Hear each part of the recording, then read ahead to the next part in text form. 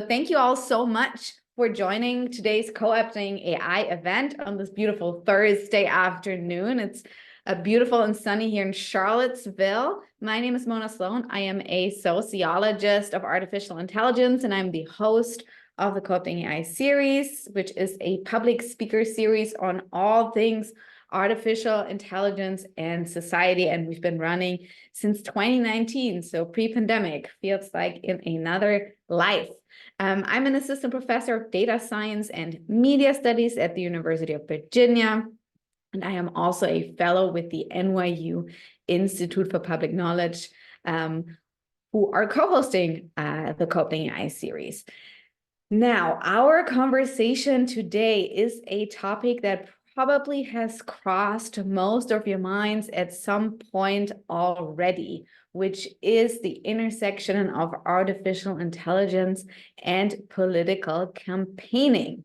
Here in the US, we are gearing up for the presidential election, and of course, the arrival of generative AI and large language models begs the question how political campaigning will unfold with technologies readily available that can imitate candidates or write speeches and many other things. I am particularly pleased to host two experts on this topic who can shed light on this question and many other important questions. Hosting today, I am Cody Bontain and Batral Ross. Thank you for being here. Much appreciated.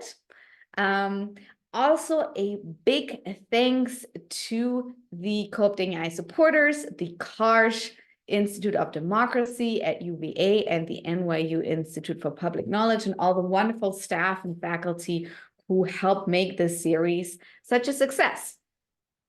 Now, before we begin, I want to underline that here at UVA, we acknowledge that the land we learn and work on is the homeland and traditional territory of the Monacan Indian Nation. We pay respect to their elders and knowledge keepers, past and present. We also acknowledge and pay respect to the enslaved Africans, enslaved laborers, and free Black laborers who built the University of Virginia, as well as their descendants.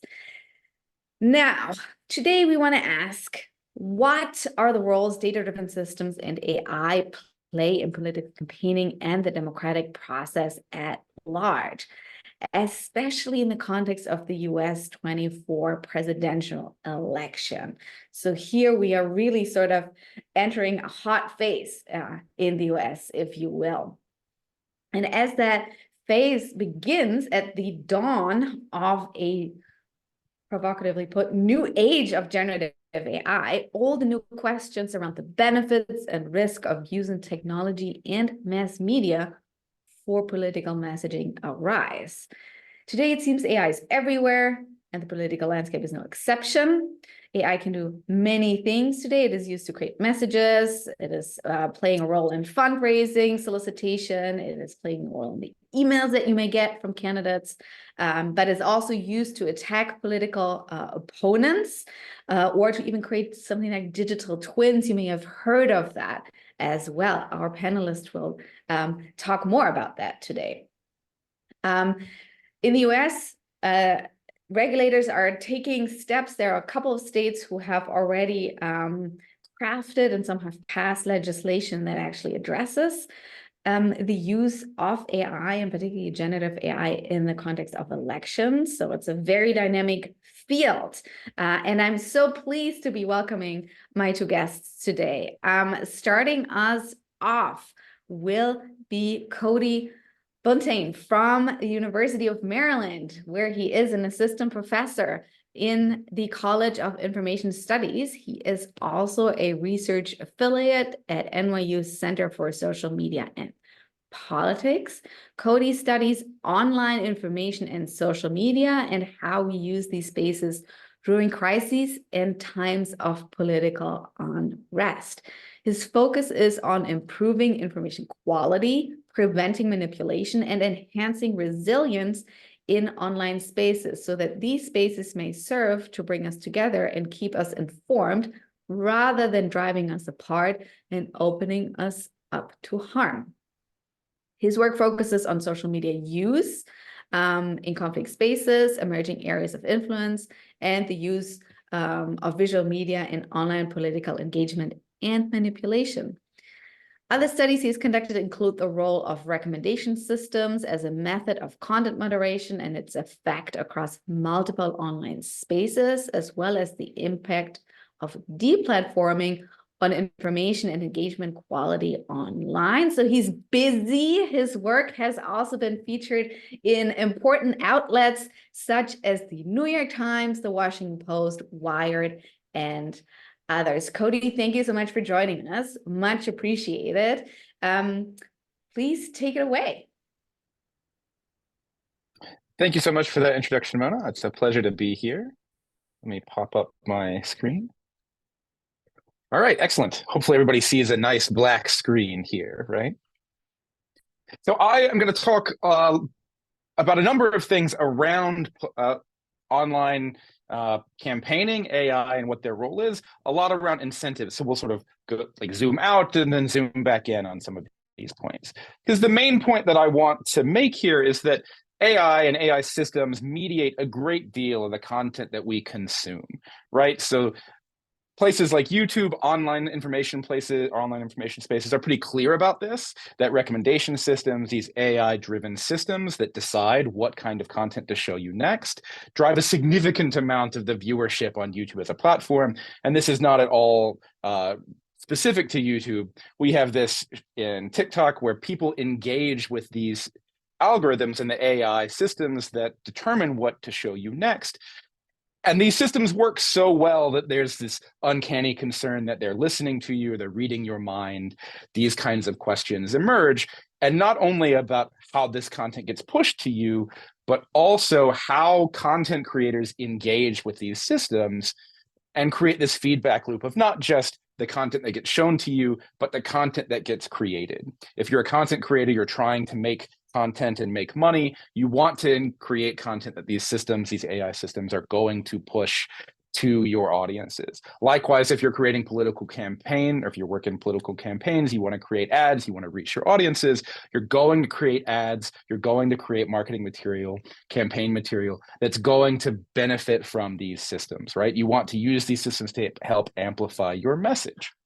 And we can see evidence of this sort of feedback loop between content creation and AI systems that's been around for 10 years, right? So a paper about going down the rabbit hole about how recommendation systems, especially on YouTube back in the mid-2010s, amplified a particular kind of extremist content. And concerns about this, or work around this, drove studies about the supply and demand effects of right-wing YouTube, and then some work of mine showing that when YouTube changed the way the recommendation systems it was building worked in terms of de-recommending but not removing specific kinds of misinforming and potentially harmful content, this changes the incentives of these platforms and the kind of content that gets created.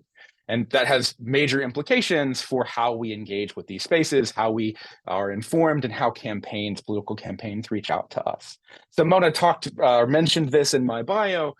My big thing now is that AI and these online social spaces have the potential to connect us, and they have the potential to keep us better informed.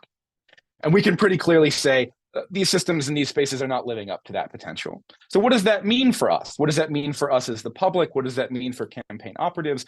What does that mean for the United States in the 2024 election? And certainly elections worldwide, right? So colleagues of mine in elections in Argentina that just happened, Brazilian elections that are coming up, etc. All of these spaces are influenced by and subject to this kind of technology, right?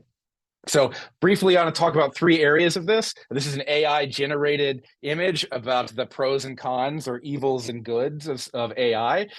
This was the first prompt I gave it, and this was a really unsettling image that came up for me, but I was sort of taken by it. Talk briefly about how campaigns leverage this technology, what this means to the general public, and what the incentives are in this technology, right?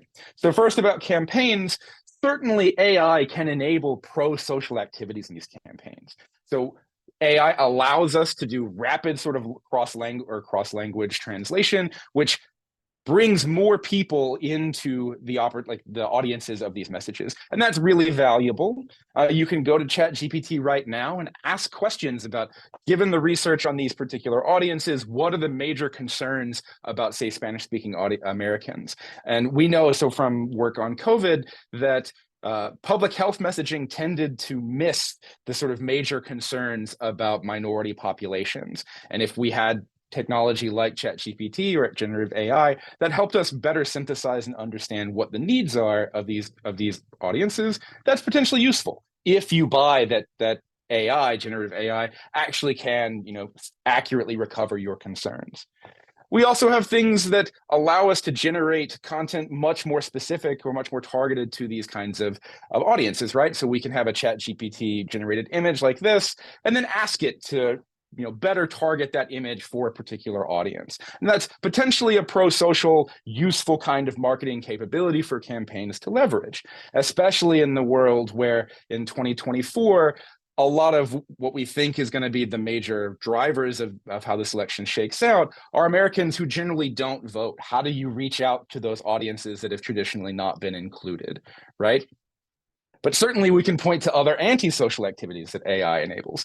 So certainly that these deep fakes and robocalls that are, pretending to be President Biden, basically telling you not to go out and vote, to concerns around deep fake imagery that's being used for very unsettling and uncomfortable kinds of content generation. So I don't want to talk too much about those. We can speculate all kinds of ways about the clearly bad things that AI does.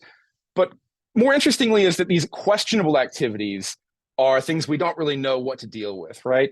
So a recent paper came out showing that campaigns are using these AI systems basically to experiment at scale to determine what kind of ads really work for getting their message across and manipulating and influencing you, right? Now that's in some sense maybe not terrible. That's what marketing ads are supposed to do. But do we really want to be subjects of experimentation? And if you are a much more well-resourced campaign that gives you more opportunity to run these experiments and to sort of concentrates power, right? Maybe we're not comfortable with that. Some similar work about the welfare effects of social media have shown that people who were paid to stay off of Facebook reported higher incidence of well-being. So that's bad for social media. People who weren't on social media were happier. But people who were on social media reported being more politically informed, right? So there's a balance here that we have to strike. So it's not about what we enable alone. Also, it's about the kind of incentives that these systems create. So there was this concern in the late 2010s about a change to Facebook's systems and what its platforms were incentivizing or responding to, created a world where Polish politicians had to be more negative, had to be more angry to basically compete in these spaces because Facebook made a change to their algorithms.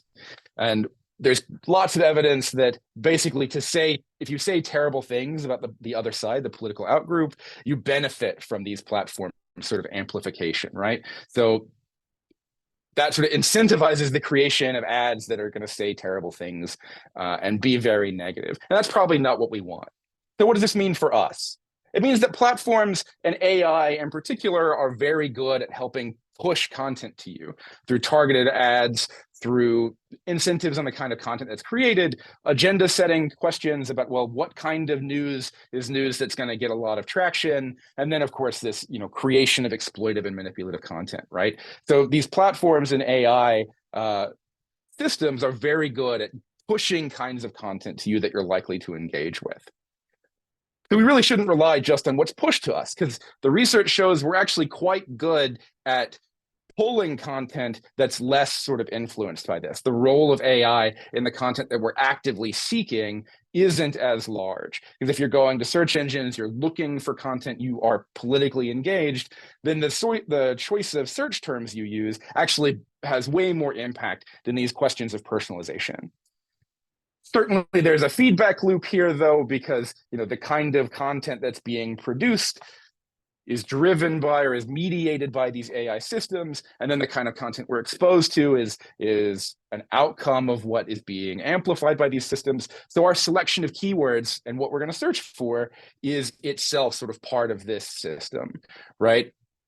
So there's good evidence that sort of exposure to your friends and audiences on social media through AI systems exposes you to cross-cutting sort of counter-ideological content, which is probably a good thing.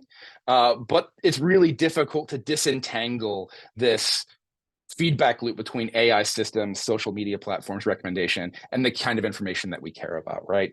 So what are the incentives here? Well, I think a bigger question is what behaviors should AI systems be incentivizing, especially in the context of political campaigns? We can say these kinds of clearly negative antisocial behaviors are things we want to avoid. They can be, clear targets for regulation, right? So we can be pretty clear about that. But the concern here is deep fakes, this kind of threat, are actually not really existential threats in the sort of way that they're made out to be. This piece of research from the Rand Corporation basically shows its major thesis is people are very good at identifying fakes, and that's not really the concern. And there's certainly pro-social things that we can incentivize, right? So this cross-cutting exposure, that's a useful thing. There's some really great work from Nela Asimovich, who was at NYU and now is going to be at Georgetown, showing that Facebook activity was correlated with pro-social, better feeling about the ethnic outgroup in ethnically polarized settings. That's a useful sort of outcome, right? This social media use potentially decreases ethnic polarization. These are good things. But these questions about enabling large-scale experimentation, algorithmic amplification of politics, are those good things? Do we want our algorithms to be pushing politics to us, knowing that there's possibilities for impacts on your welfare? These are concerns that we don't have good answers for. Now, the real question about these is who gets to decide, who is deciding what these incentives are and what sort of technology is being enabled by these systems. And I'll tell you, where these decisions are being made looks way more like this than it does like this. And that's a concern, right? If these decisions are being made by boardrooms, corporate boardrooms, or engineering boards, and we're asking them to create content for us, are we going to be in a world where they're creating content that we know we're going to interact with? Like if you ask an addict, what's the thing that you want right now? What's this thing that you're likely going to buy? Maybe it's another drink. Maybe it's another thing that we're going to engage with. Maybe it's another terrible or angry message about the outgroup. And that's not really what we want if we were to ask, do you want to be an addict? Do you want to be exposed to lots of angry content? So who gets to decide? And this is a socio-technical question. This should be decided in a larger space. Right? If we want to co-opt AI into a force that better connects us and better informs us, these decision-making processes don't need to be in those or relegated to those corporate boardrooms and engineering departments. They need to be in more public spaces. So that's where I'll end my provocation now. So thanks very much. I'm really excited to talk about this more. Thank you so much, Cody. Much appreciated. Wonderful provocations, plural in there, that I'm very excited to talk about a little later. I'm also excited that we have Bertrand Ross with us now, who is our second panelist. So following Cody's provocations will be Bertrand, who is a professor of law here at the University of Virginia School of Law.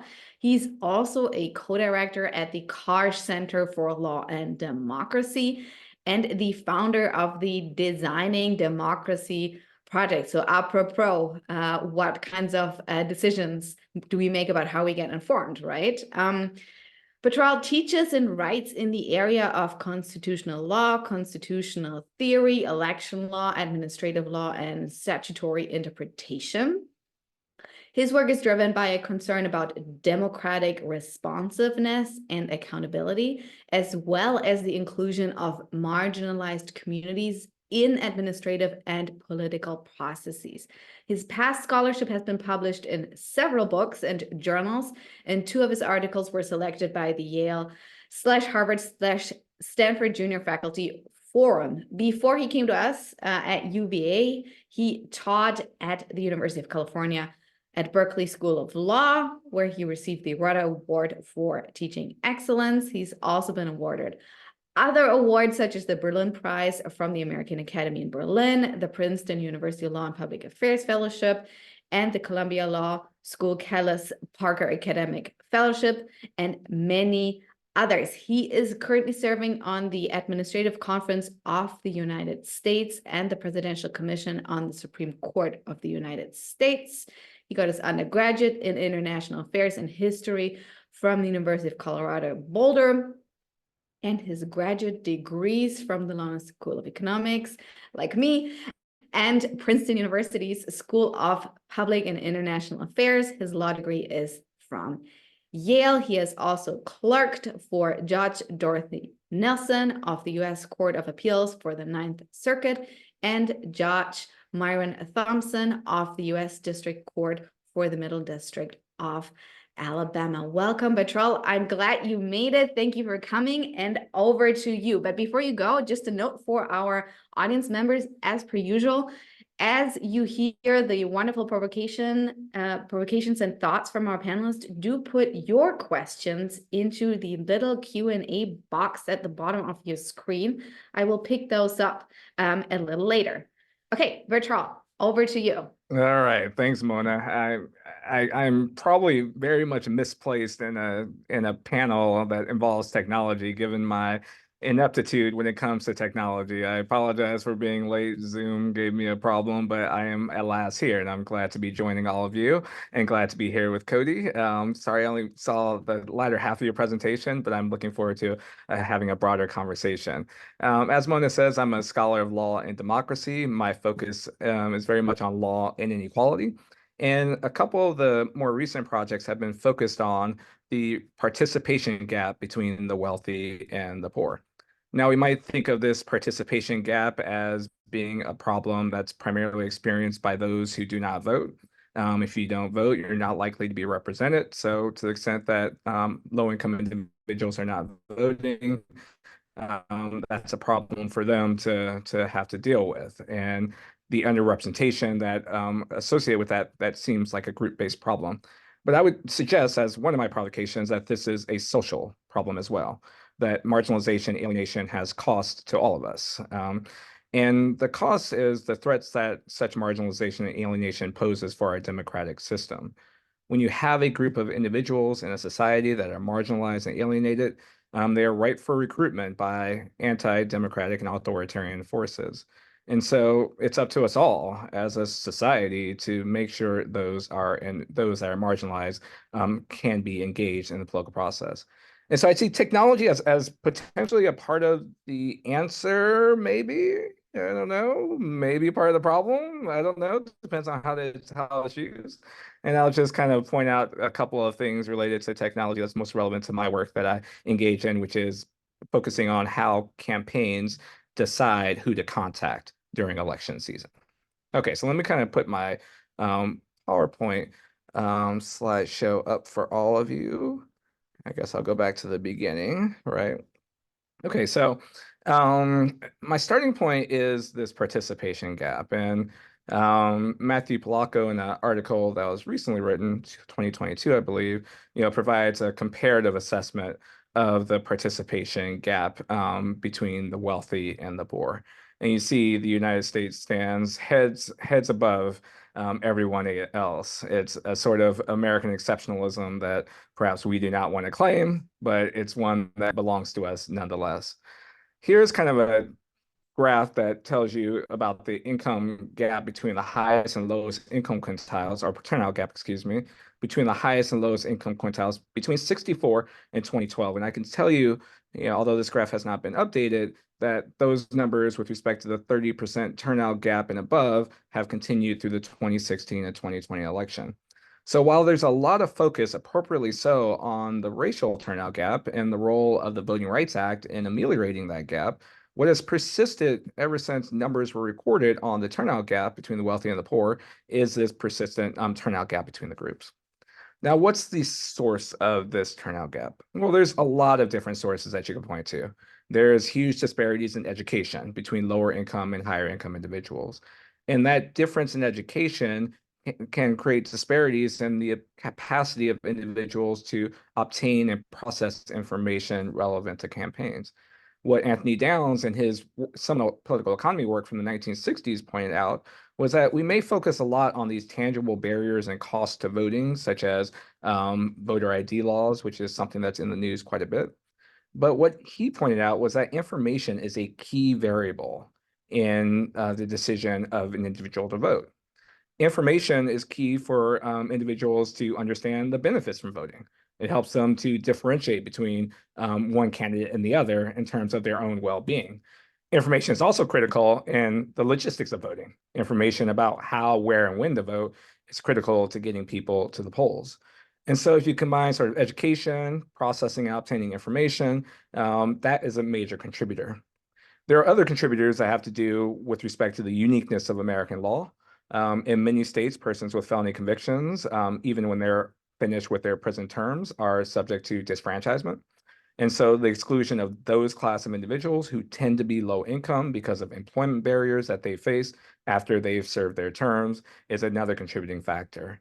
And then there's contributing factors with respect to habits and connections with the voting process that arise from family circumstances.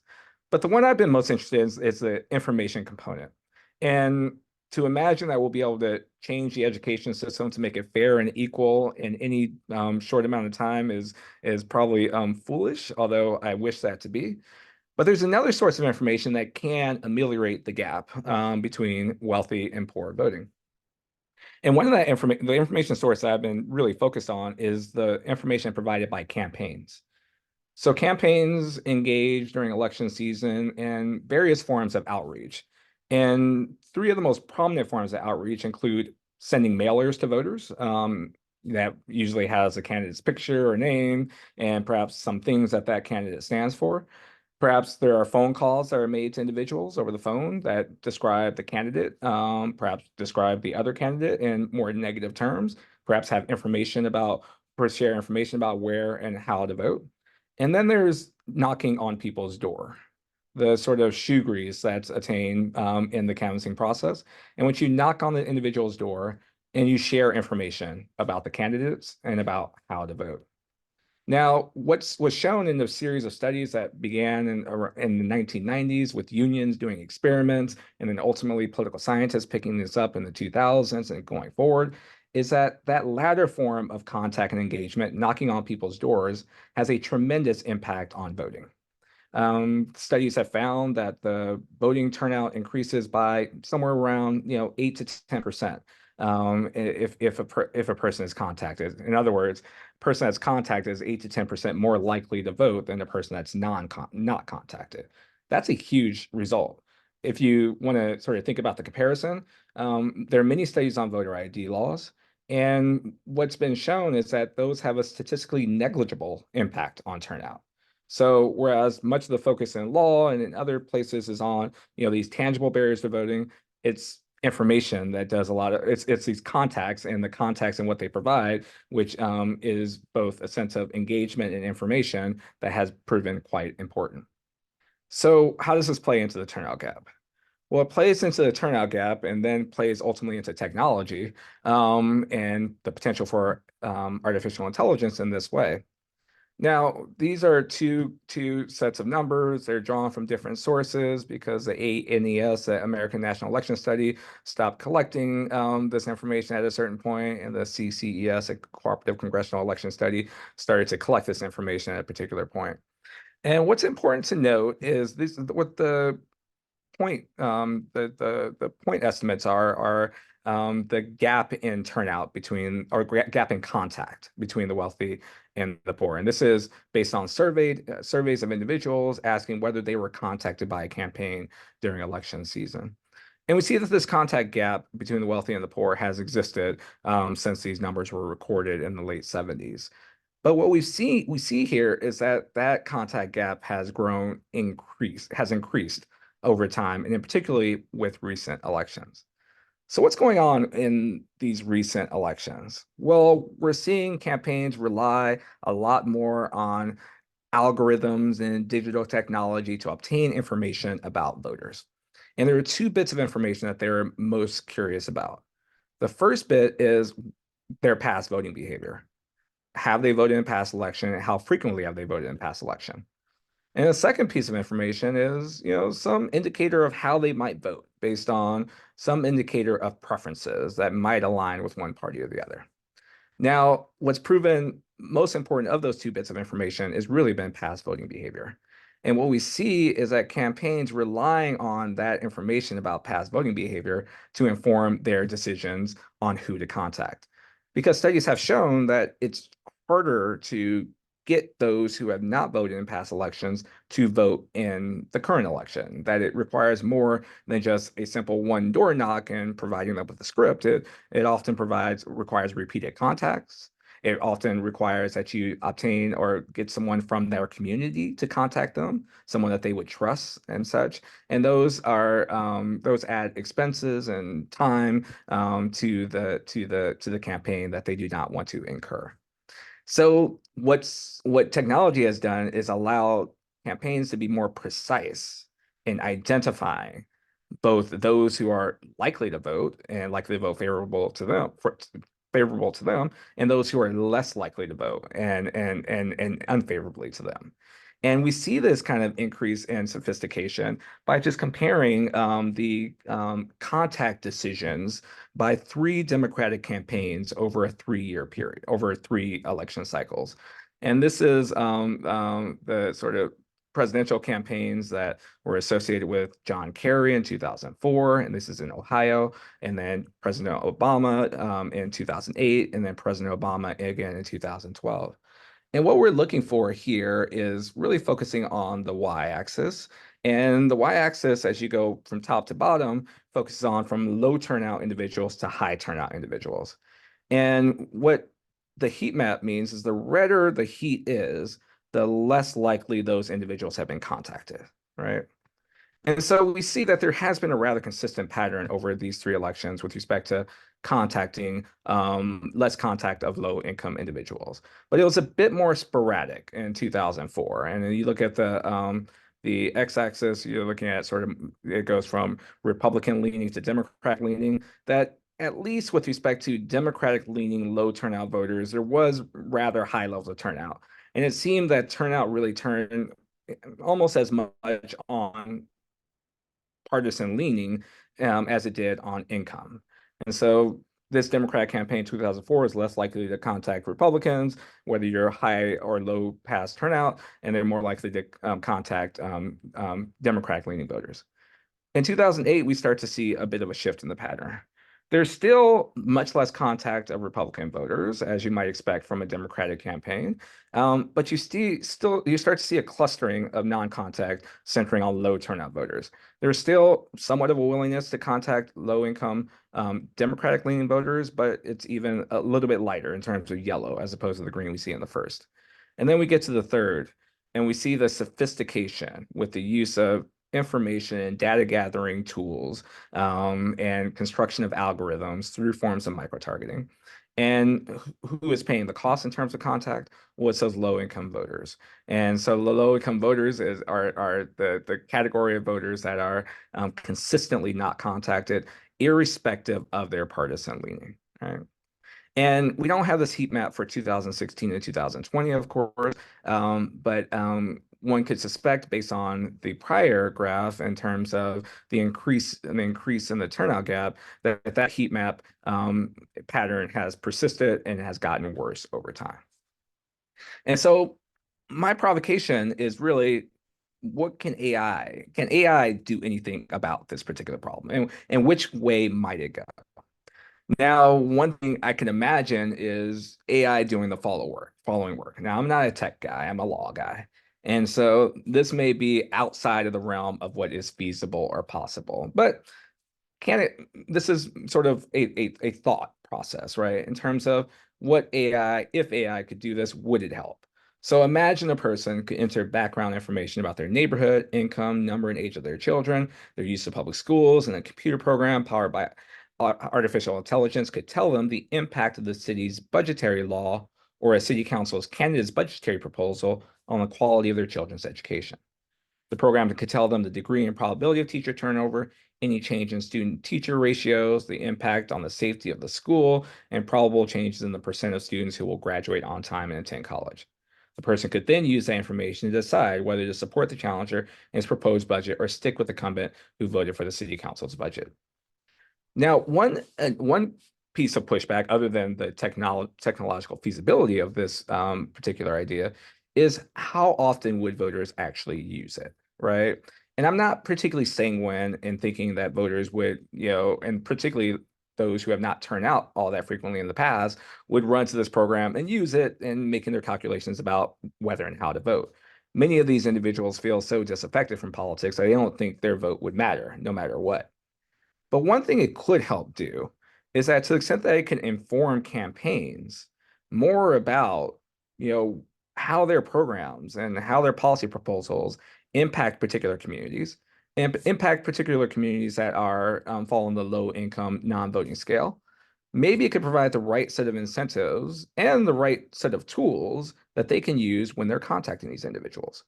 So rather than reading these individuals a script about how this campaign would work for them and all these other things that campaigns do, what the campaign can do using this information is explain to the individual how their programs would impact their lives in very concrete ways. And I think that that information, or they could tell them about how their past policies have impacted them in concrete ways, right? I think that that sort of information would be useful to even those non-voters, and maybe would get them off the sideline and get them more engaged in politics, and could potentially have a good feedback loop in which their greater involvement in politics will lead to shifts in platform that are more responsive to those low turnout, low income communities. So I'll stop there, and thank you guys for listening to my provocation. Thank you so much, Bertrell. Much appreciated. If you want to, yes, perfect. Okay. Wow, that's a ton of amazing thoughts that we have here. So, Cody, I really appreciated you sort of juxtaposing things, right? Social, antisocial, push and pull, the sort of dynamics that you see currently in the use of various kinds of AI in the political landscape and in the context of political messaging, really, particularly on social media. And Bertrell, you were equally interested in polarization, right? And gaps, right? The participation gap and the turnout gap and the contact gap, and much appreciated that you brought the wonderful speculative AI proposal to us, which I will get back to. So I have the privilege of asking you both a couple of questions, and then hopefully we will hear from our audience members who I asked to put their questions and comments into the Q&A box, and I will get to those. Now, what struck me was that you both spoke about, in different ways, about technology that should be in the public interest, or about technology as a public interest concern in AI particularly. And that is sort of a field that has been growing in the US for a couple of years now, as a field of research, as a field of activism, and something that some companies are beginning to get interested in, sort of, I think, more on the compliance side of things, perhaps. And so I wonder if you can both speak to that. What would a public interest critique look like of AI in the context of campaigning, in your point of view? And what would a useful avenue look like? Bertrell, you already spoke about that, but maybe you can expand on that. So Cody, I'm going to toss that question to you first. Public interest technology, a critique of public interest technology at the intersection of AI and political campaigning. Certainly, there are many examples of how AI, machine learning, these kinds of technologies have been used for social good, right? So I guess for the past almost 15 years now, data science for social good has become increasingly popular, right? At the same time, companies' sort of engagement with this, at least from where I sit, sort of ebbs and flows.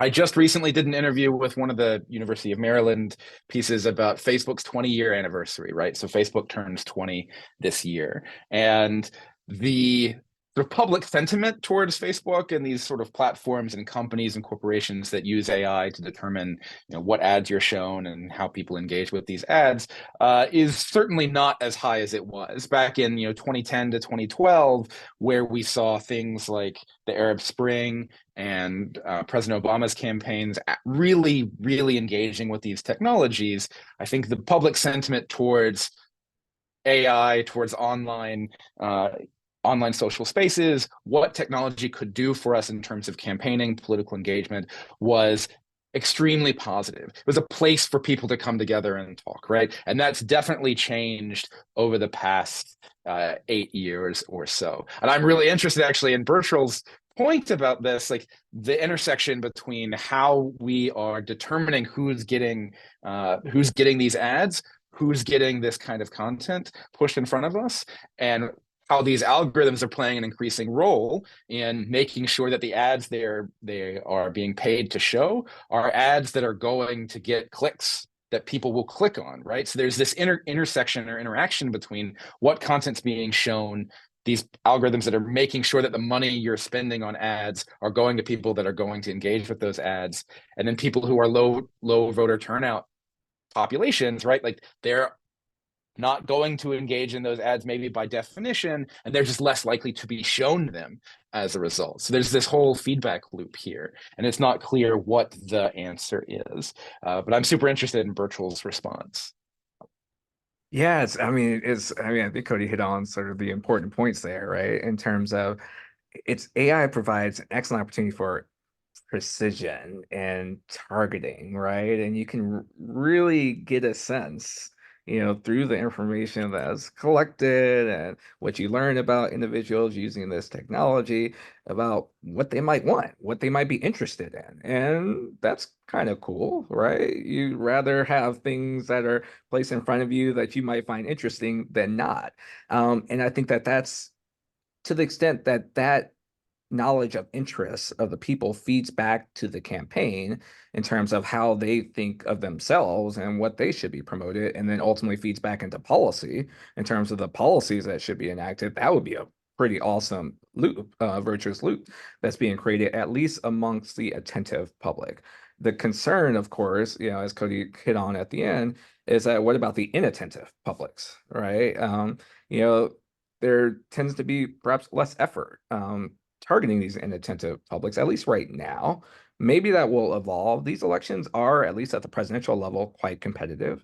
If we add a degree of competitiveness to lower level elections, then maybe there would be even more incentives to make those efforts towards inattentive publics and really identifying what their wants and what their needs are and targeting those individuals with greater content.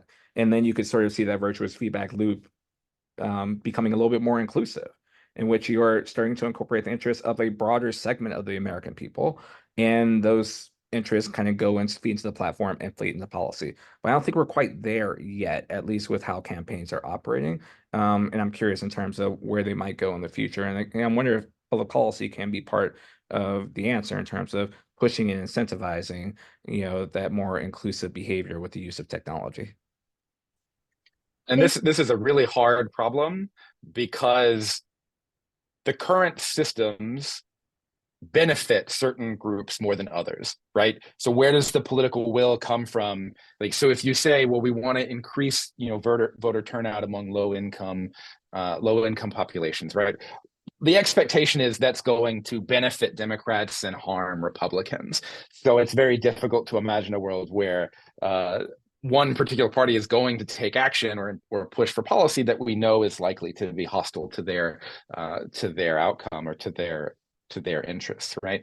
And we see this actually in the online spaces where any sort of choice that a platform takes about content moderation. So there are questions here about questions in the chat about how people or how AI is used, or what are the positive examples here.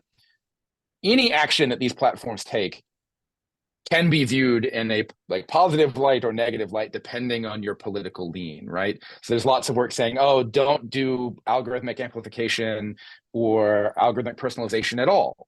But that is in itself an algorithmic approach where it's just it benefits people who are very loud, and it just changes what the benefits are. It doesn't solve these problems, right? So it's unclear what the path forward is. So I have a maybe a little bit of provocative questions before I will start bringing in questions from the audience, which is both of you sort of have talked about relying on the past for making decisions about political messaging, about including people in the democratic process ultimately, whether that is in the context of pushing ads on social media in an AI-driven way. We just heard about the feedback loop, right? We just talked about it in a positive and maybe negative way. Or Bertrell, you talked about relying on the past voting behavior to really focus on those who are most likely to vote. My question is, if that is the paradigm, right? And as a sociologist, I'm sort of interested in what are the bigger sort of narratives and dynamics here at play.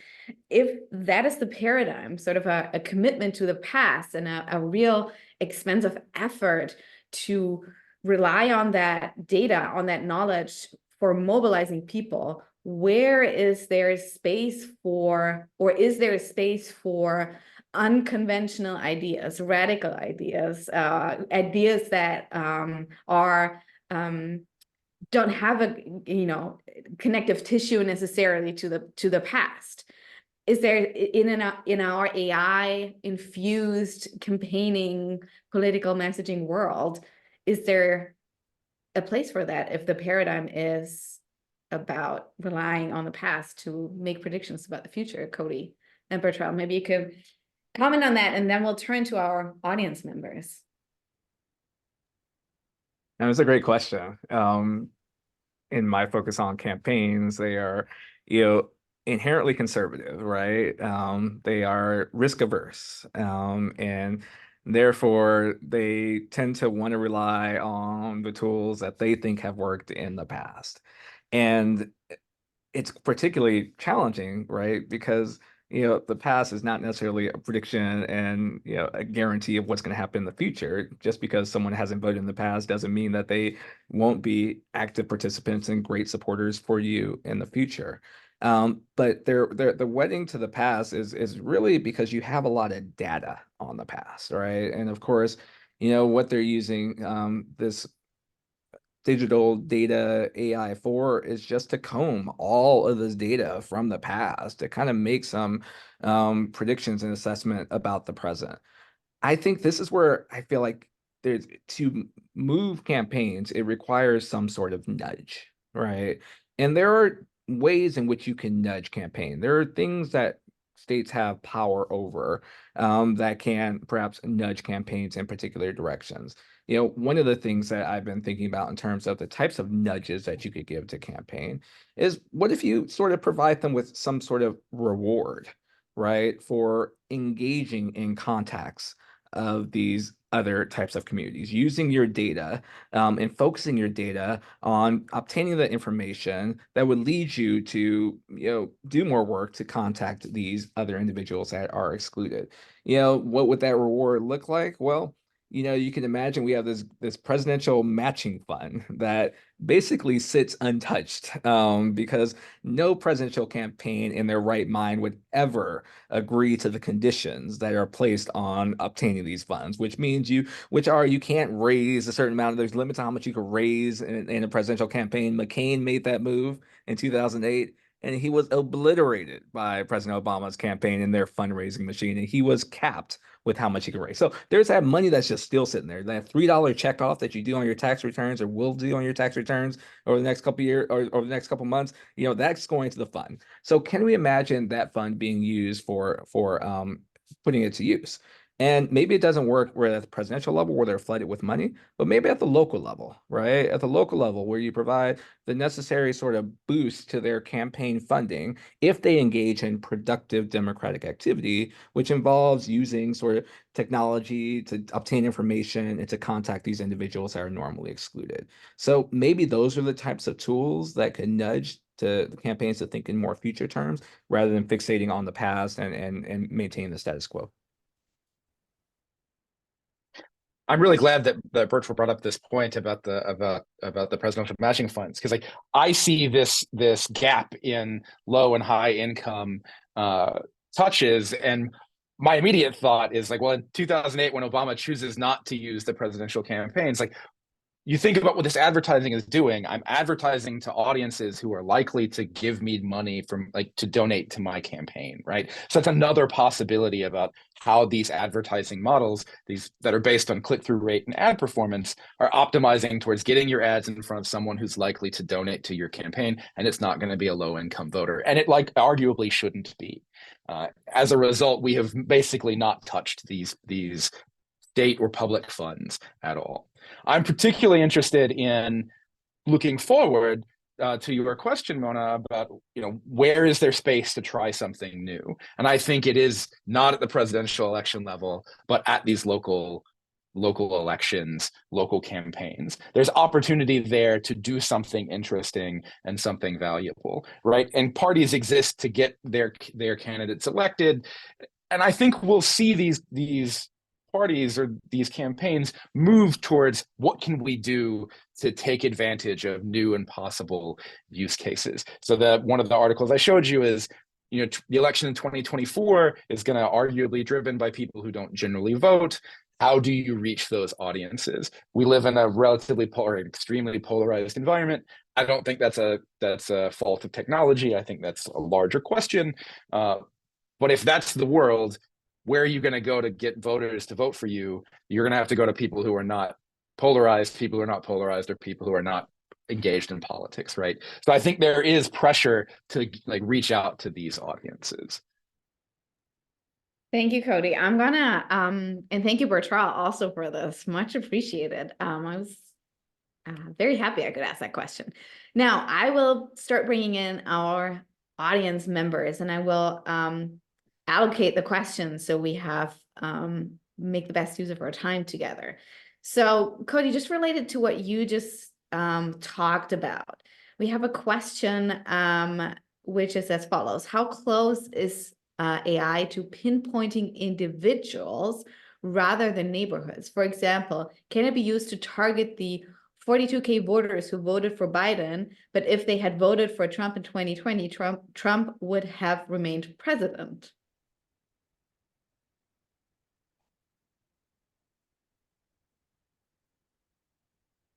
This is an interesting question. So certainly AI is very good at targeting, and micro-targeting is a thing that we can do, right? Much of this is based on, the behaviors of you and the people around you, the people who are near to you, social connections, people who are like you. So I think you could probably pinpoint a group, like a small population who behaved this way. The counterfactual, though, is particularly difficult, right? So this goes to this question about the past behavior. All of these AI models are necessarily trained on past behavior. So you could create a world or create an alternative world and say, if we change some of these things, what would that look like? Or what would the world look like? You could do that level of manipulation in the sort of model.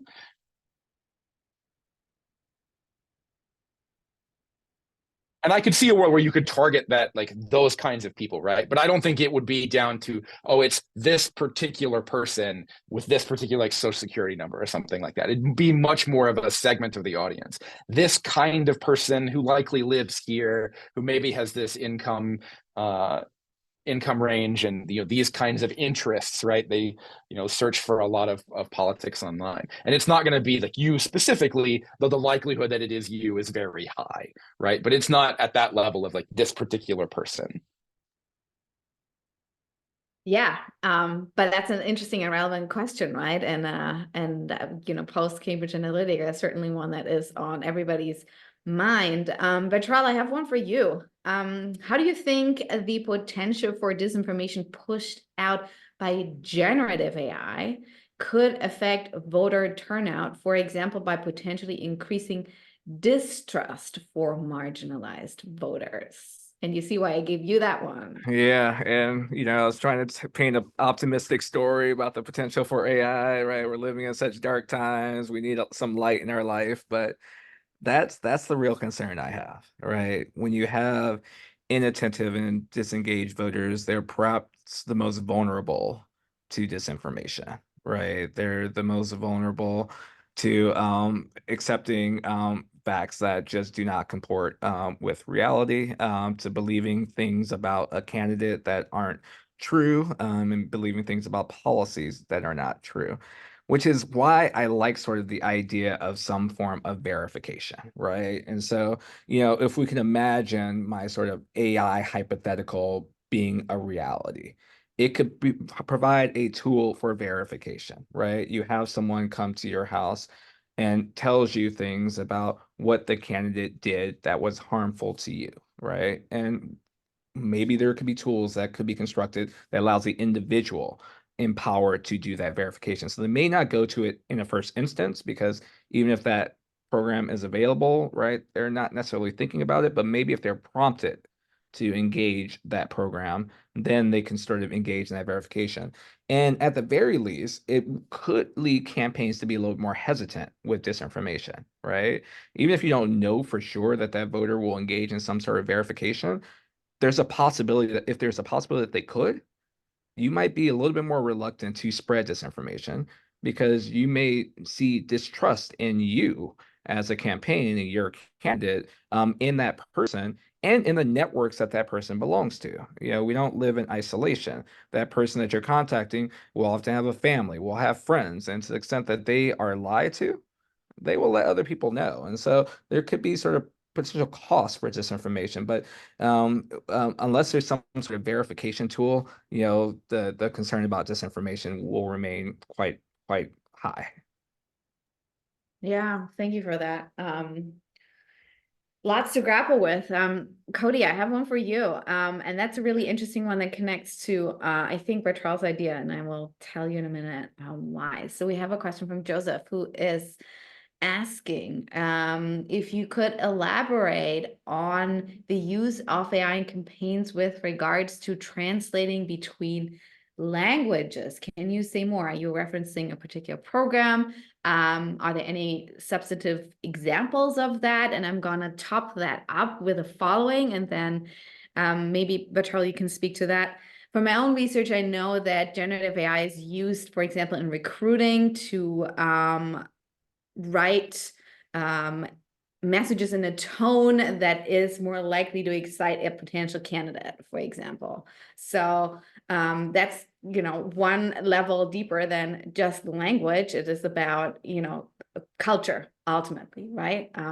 So I wonder, Cody, if you could elaborate on the language question, give any specific examples, and then Bertrand, if you could maybe play with your idea, your AI idea with regards to sort of milieu-specific generative AI language or tone.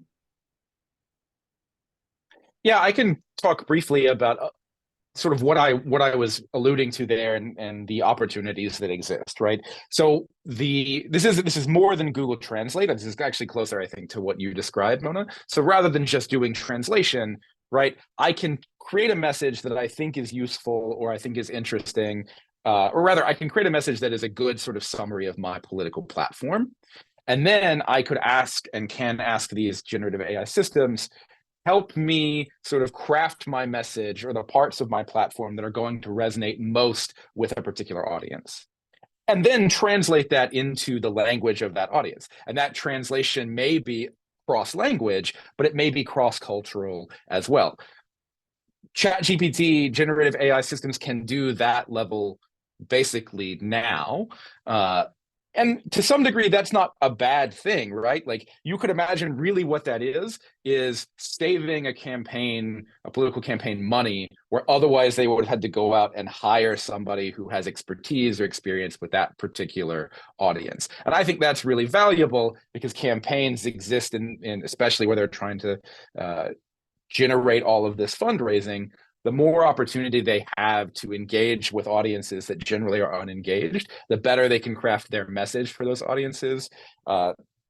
That's I think, a pro-social for exactly the reason Bertrand mentions about disinformation. There's lots of studies of disinformation during like the 2016 election that show we got lots of engagement around disinformation, but mostly from people who were already sort of politically motivated and aligned with the messages of those the disinformation narratives. And it was very little, there was very little outcome about change in belief, change in opinion, or changes in voter turnout, right? So I'm not super concerned about the sharing of low quality information or lies. I think that'll be called out quite quickly. So instead, it's, is this consistent with with the platform of this candidate? I think that's going to be the real question. This platform or this campaign has translated its platform into a version or into a message that's particularly resonant with my audience. Did it get to the point where now it's no longer representing what actually my platform is about, or it's something that's like eliding a whole bunch of content about how my platform is actually going to harm you, and I'm not going to talk about those things. I'm only going to talk about these things. Those are the concerns I have. And I think the point that Cody's making about sort of that cultural relevance and connection, and that you raised, Mona, in your question, right? I think that it really reminds me of, what campaigns that have tried to reach out to marginalized communities have had to do, right? And what they have felt, what they've realized is that, sending, the campaigner from the college, the university, 50 miles away, who's young and energetic and excited, but has no connection to the community at all, just does not work, right? What works is if you have members from the community engaging with members of the community. And I think that that is also relevant to the AI connection, right? In terms of there has to be sort of that cultural relevance and competence that's associated with that community, or that cultural connection with that community that will make the tools most effective. And so there's a way in which people speak in different communities that it has to sort of attach to, and the way that people understand language that it will have to attach to. And I think that, as Cody describes, like that technology may already be there and available, and it's really about sort of using the technology as a way to reach communities that feel disaffected, especially when elite campaigns come in with their elite canvassers into their communities in ways that make them feel even more disaffected sometimes. Yeah, another feedback loop in a way, right? We have one logistical question. Will the transcript be available? Yes, this will go up on YouTube, as per usual, where you can find all of our Co-opting AI events. Now, we have a bunch of questions that I kind of want to combine, and they are about accountability in AI in the context of political campaigning and political messaging. We have one question that is about the degree of personalization permissible in political messaging. So this sort of is related to some thornier issues we've seen in the past, where protected characteristics groups were targeted inadvertently. So what about that? What would auditing what would that type of auditing look like? Cody, maybe you can speak to that. Yeah, I can talk a little bit about some of the resources that are available now. So from the standpoint of political advertising, I actually think so that much of the targeting capabilities are valuable and useful things. There was a lot of work done in like the 2000s to 2010s about the utility of social media and this sort of online advertising as a way to reduce incumbent advantage. So incumbents have a lot of recognition, they generally win elections, and these campaigns that rely on social media or advertising, AI driven advertising, can reach out to like particular audiences, reduce some of that name recognition by getting their message out there more directly. I think there's value in that. But there is huge difficulty in understanding like how much is being spent, who is engaging with these advertisements, what that looks like. And platforms, at least Metform, is increasingly interested or increasingly supporting researchers' access to political advertising. So Facebook maintains what's called the Facebook Ads Library. It's an international collection of politically relevant ads. There's a lot of difficulty there about how you define politically relevant advertising, though, because in some sense, like the political scientist in me is like, well, everything is political, because any sort of activist content can be political. And are you going to say, well, we're not going to allow personalization about climate change ads to talk about, well, like people who are most affected by climate change or people who care most about climate change, right? I think that's really difficult. Certainly, there's a role for auditing, though. And my real question is, who is responsible? Who takes the authority about what that auditing looks like? Right now, it's corporations. There's very little insight from governments and very little political will in the United States to do this. Yeah, and who pays for audits, right? They can take a long Yeah. time. But Trell, big question for you. What if AI campaign meddling goes sideways? Would legislators act to protect elections? So that's $1 million question, right? And I guess it depends on the way the election goes, whether how they feel about protecting elections. I think that one of the things that Congress or state legislatures are going to have to puzzle with is how do you effectively protect elections, right? And do these institutions understand technology enough to respond to the problems? I take it back to Cody's picture of the House of Congress, the House of Congress versus the boardroom, right?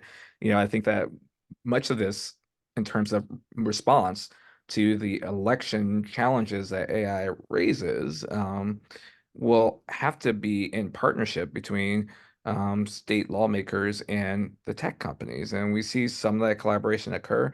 I think too much of it, at least what we see in Congress, is through these hearing formats that aren't that productive. But I know that there are backdoor conversations about what we can do.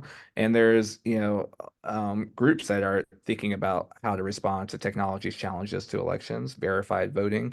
I'm a board member for, and they're constantly thinking through the different sort of obstacles that that technology raises for democracy, for the running of elections. So you have in the system, with respect to things that they've been thinking about with respect to the machines that are responsible for tabulating your votes, right? What's the audit mechanism that's best effective at ensuring that votes are tabulated appropriately and such? For those that are engaging in questions about AI and its influence on perhaps the way that election administrators run their elections, right? Can it be a tool that's useful to election administrators that are very under-resourced, to the extent that it could provide them with the sort of information and perhaps efficiency gains with respect to their jobs that could make elections more effective? But I do worry in terms of, if we get to the point where AI goes sideways and disrupts an election, what the consequences will be, given the manifest distrust we have with respect to elections. And if that AI disrupted technology impacts an election in ways that impacts those who are already quite critical and concerned about the operation of elections, it could represent a threat to the fundamental structure in our democracy, which means it's a threat to democracy itself. So I do have some concerns there. Yeah, valid ones. Also, we have about 2 minutes left, so I want to begin to close us off, and I'm gonna ask both of our panelists one big question, and I will package some of the questions that are still in the chat into that. So my question for you is, how are you anticipating this big US election year to unfold in 2024? In other words, I'm asking you for your prediction, not who's going to win, but how is AI going to come into the picture? Are we going to see certain groups being more AI aggressive over others? And are we perhaps looking at a future where politicians are getting increasingly disconnected from their constituents? And is the work of being a politician, of enacting democracy, actually changing? So what's ahead of us, Cody?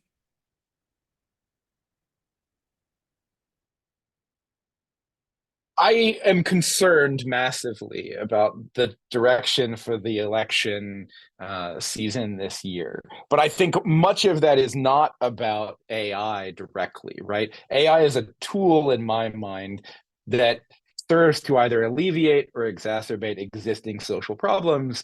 So all the issues around it to me are primarily socio-technical. And the major concern I have is, do companies, do politicians and campaigns have the political will to address head-on concerns about information quality, concerns about anger and hostility and violence? Those are my main concerns, right? You know, around COVID and the 2020 election, platforms, advertising platforms, social media platforms that rely on AI were much more willing to come out and say, we're going to reduce certain kinds of content on our platform or ostensibly around public health, right? It's much easier to make claims around public health and say these are like social good issues than it is about appearing partisan, because anything that you say about content moderation of politicians gets viewed in a political will or in a political light. There was a lot more interest and capability to address concerns and conspiracies around COVID than there was around the election. And my concern is we've lost that. So Twitter, now X, doesn't exist in the same sort of form that it was several years ago. Facebook and Meta maybe are more interested because they are subject to Europe's Digital Services Act. TikTok similarly, right? So what did those platforms do? How do those platforms engage with potentially hostile rhetoric? How do the media channels that we consume data from, how do they engage with hostile rhetoric? And I don't know how that's going to go, and that makes me very anxious. But I don't think AI is going to be the major problem there. I think it may serve to make things better, but it may serve equally likely to make things worse. Like I said, thank goodness for Europe, right? With some sort of limitations that they're placing on digital technology. I think that we were probably, at least for this election, will be in the cycle of campaigns imagining perhaps more destructive uses of AI, right? Uses of AI in ways that can dissuade people from voting, or could, persuade people to vote in misinformed ways, because, that's just, kind of where we are at in the cycle. And I anticipate, probably the Republican Party being a bit more aggressive with the use of AI, because they tend to want to target the, more infrequent voters that might be oriented towards the Democratic Party. I mean, that's been a target in past elections, pre-technology. I think it will be a target in this election. But I think that after we get through this cycle of perhaps more destructive uses of AI, I think that people will, and they already have, but I think the prioritization will be on productive uses of AI and how to counter destructive use of AI. And that may take us getting through what will likely be a rough election, for which I agree with Cody. I'm quite pessimistic about, not in terms of outcome, but in terms of how it's just going to play out. But I think that it will provide a learning opportunity as we learn sort of the different ways that AI can be used. Not that they're going to remain static, but we're starting to learn. And then how do we respond? And I'm hoping that this will at least provide us with information to think about how to respond and how to kind of use AI and other forms of technology to advance our democracy rather than tear it down. That's a wonderful note to end on. Thank you both so much. Cody Bunting from the University of Maryland, Bertrand Ross from University of Virginia Law School. Thank you both for your terrific contributions. Much appreciated. A lot of food for thought. I am confident that this conversation will find its way into various classrooms, hopefully. Thank you to our attendees for coming and bringing your curiosity and questions. Big thanks to the NYU Institute for Public Knowledge, and big thanks to the Karsh Institute of Democracy for sponsoring the series. We will be back on March 28th with Co-opting AI Crime. In the meantime, please do follow up with the work that our wonderful panelists are doing. You can find them both online. They're visible with all the great stuff they do. Thank you so much. Have a wonderful night, and I will see you in about a month, hopefully. Take good care. Bye. Thank you. Thank you.